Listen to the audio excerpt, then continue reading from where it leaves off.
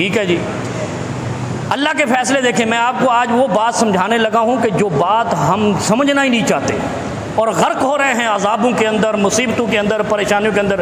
ہم میں سے میرے خیال کوئی بھی سالم نہیں ہے جس کو کوئی نہ کوئی بیماری نہ ہو، لیکن وہ بیماری کیوں آئی ہے؟ ہم نے کوئی اللہ کا بگاڑا نہیں ہے، نعوذ باللہ۔ اللہ نے ہمارے اوپر کیوں آفت ادھر سے نکال رہا ہے؟ کوئی ڈاکٹر کے ذریعے نکال رہا ہے، کوئی پیروں کے ذریعے نکال رہا ہے، کوئی دم درودوں کے ذریعے نکال رہا ہے، کوئی تعویذوں کے ذریعے نکال رہا ہے، مصیبتوں میں جکڑے ہوئے ہیں۔ اور یہ وَإِيتَاءِ ذِي الْقُرْبَىٰ، یہاں کیا حکم ہے کہ آپ نے قرابت دار یعنی اپنے رشتہ داروں کو دو۔ وہ کون سا دینا ہے؟ جو حق ہے وہ تو ان اللہ یأمر بالعدل ہے، وہ تو ان اللہ یأمر بالعدل، وہ تو حکم ہے کہ باپ کی وراثت میں تقسیم انصاف کے ساتھ کرو۔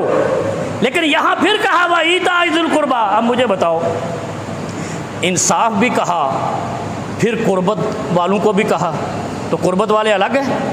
بیٹے بھی اپنے رشتہ دار ہیں، بھائی بھی اپنے رشتہ دار ہیں، بہنیں بھی اپنی رشتہ دار ہیں۔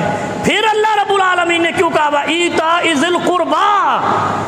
اور یارو خدا کا واسطہ جی، رٹے والے مولویوں کے پاس نہیں جایا کرو۔ میں یہ نہیں کہتا میرے پاس آؤ، اور کسی سے پوچھ لیا کرو، اللہ نے تمہیں اندھا بہرا نہیں بنایا، عقل والا بنایا ہے، خرد والا بنایا ہے، دانش والا بنایا ہے۔ اور جو شعور انسان کو رب العالمین نے دیا ہے وہ کائنات میں کسی جانور کو، کسی چرند پرند کو اور کسی حیاتیاتی چیز کو نہیں دیا ہے۔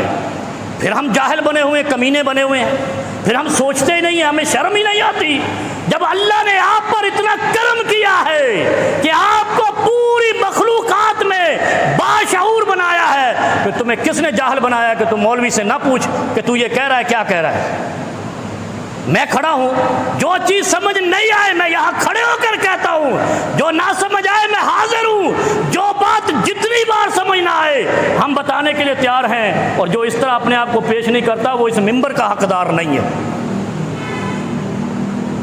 اس کو یہ حق نہیں ہے کہ پیغمبر کائنات کی دانشور شریعت کو خام خام جاہل بن کر پیش کرے۔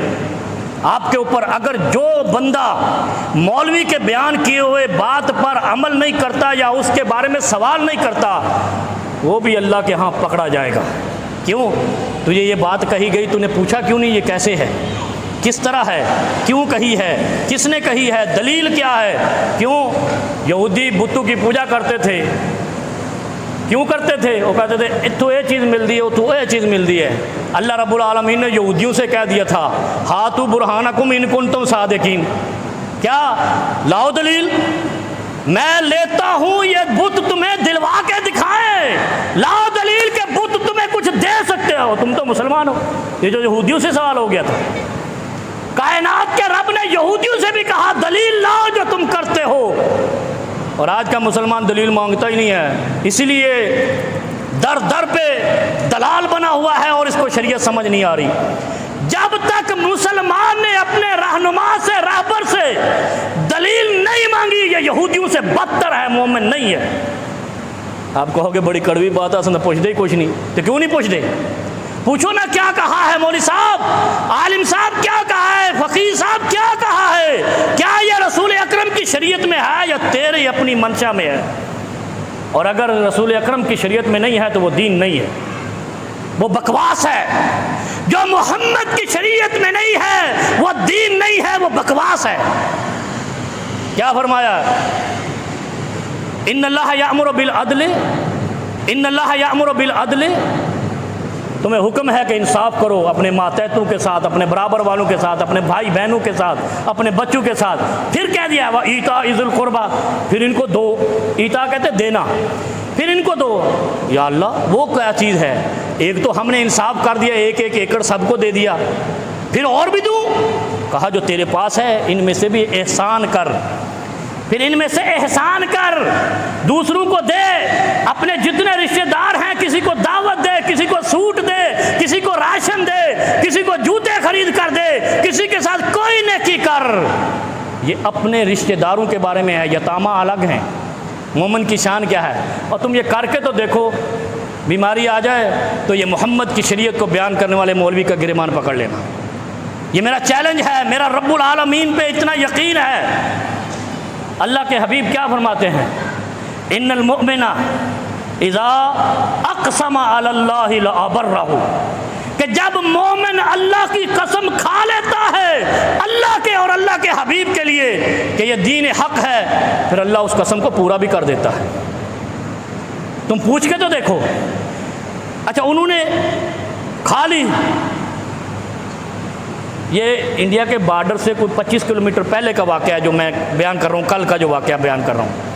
ابھی یہاں پتہ نہیں ہم نے کتنے حق کھائے، یہاں تو پورا ایک قبضہ مافیا کا راج ہے نا، یہاں تو کوئی پوچھنے والا ہی نہیں ہے، لا وارث کنٹری ہے یہ، اور سٹی ہے جس کو دیکھو دھونس جمائے بیٹھا ہے، یہ ساری دھونسیں وہیں نکل جانی ہے قبر میں، اور بڑے اچھے طریقے سے نکلنی ہے، اور جو قبر میں نکلنی ہے وہ ازل تک چلنی ہے۔ یہاں کی بدماشی 6 مہینے بعد ختم، پھر جو بدماشی مرنی ہے وہ ہمیشہ ہمیشہ کے لیے جہنم میں جلنی ہے۔